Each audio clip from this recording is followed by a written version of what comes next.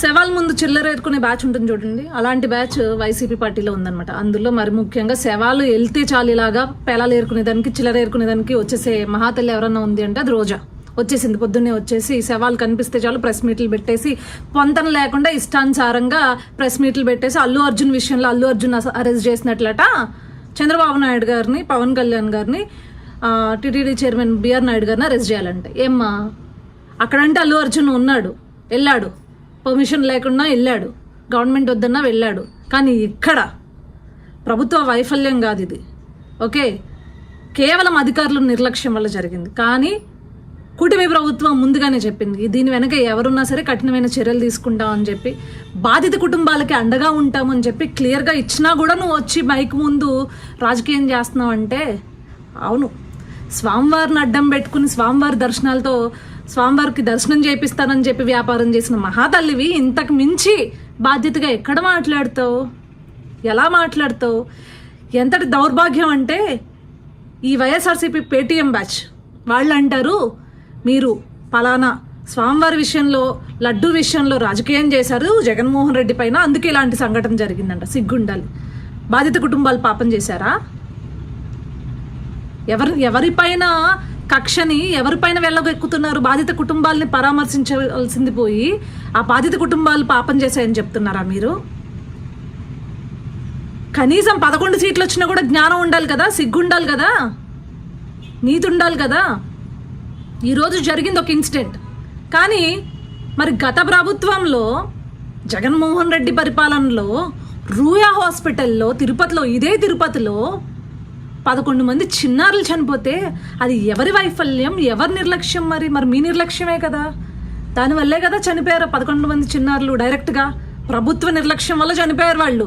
మరి జగన్మోహన్ రెడ్డిని అరెస్ట్ చేసేద్దామా? ఎస్, అరెస్ట్ చేయాలి జగన్మోహన్ రెడ్డిని. ఇదైనా స్టాంపేడ్ అనేది ఎవరు ఊహించనది. కానీ ఒక గవర్నమెంట్ హాస్పిటల్లో, రూయా హాస్పిటల్లో ఇలాంటి ఆక్సిజన్ లేక ప్రభుత్వ నిర్లక్ష్యం వలన 11 మంది పిల్లలు చనిపోయినప్పుడు ఆ రోజు మరి నువ్వు బాధ్యత తీసుకోలేదు కదా రోజా, మీ ప్రభుత్వం బాధ్యత తీసుకోలేదు కదా. కానీ మీలాగా బాధ్యత తీసుకోని ప్రభుత్వం కాదు ఈ కూటమి ప్రభుత్వం.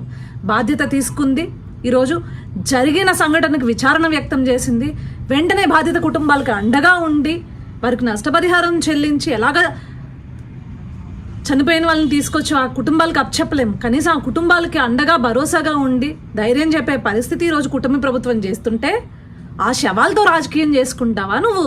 సిగ్గు లేకుండా స్వామివారి దర్శనాలని వ్యాపారం చేసి కొండపైన వ్యాపారం చేసిన దానివే నువ్వు, ఎంతకన్నా తెగించగలవు. నీలాంటి దాన్ని పక్క రాష్ట్రం తమిళనాడుకి కాదు, పక్క దేశాలు తరిమి కొడితే రాష్ట్రాలు దేశాలు సుభిక్షంగా ఉంటాయన్నమాట. శవాల ముందు చిల్లరేరుకునే బ్యాచ్ ఉంటుంది చూడండి, అలాంటి బ్యాచ్ వైసీపీ పార్టీలో ఉందన్నమాట. అందులో మరి ముఖ్యంగా శవాలు వెళ్తే చాలు ఇలాగా పేలాలు ఏరుకునేదానికి చిల్లరేరుకునేదానికి వచ్చేసే మహాతల్లి ఎవరన్నా ఉంది అంటే అది రోజా.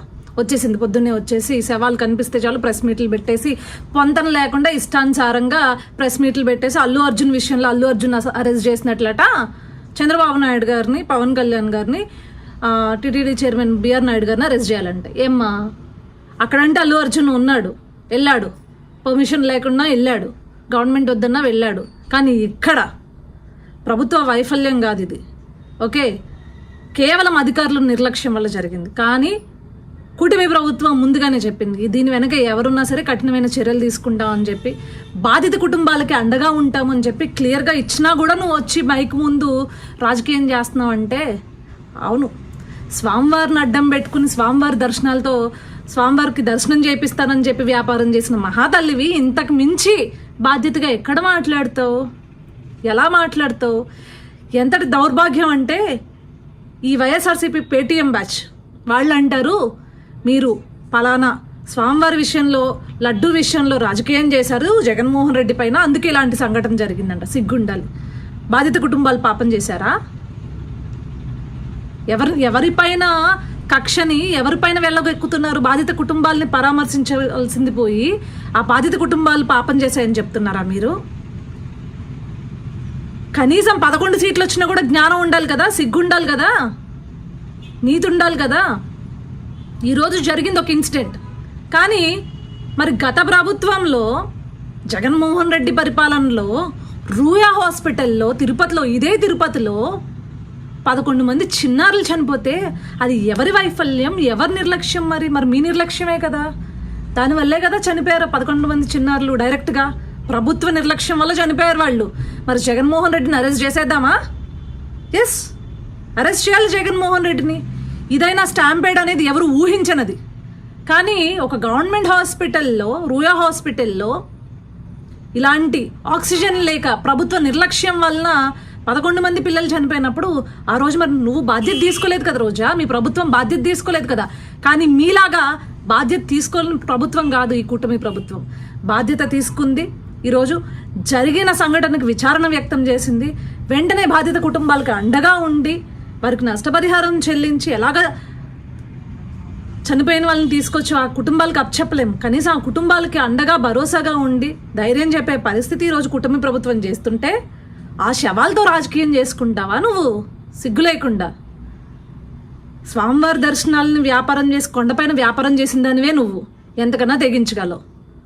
నీలాంటి దాన్ని పక్క రాష్ట్రం తమిళనాడుకి కాదు, పక్క దేశాలు తరిమి కొడితే రాష్ట్రాలు, దేశాలు సుభిక్షంగా ఉంటాయన్నమాట.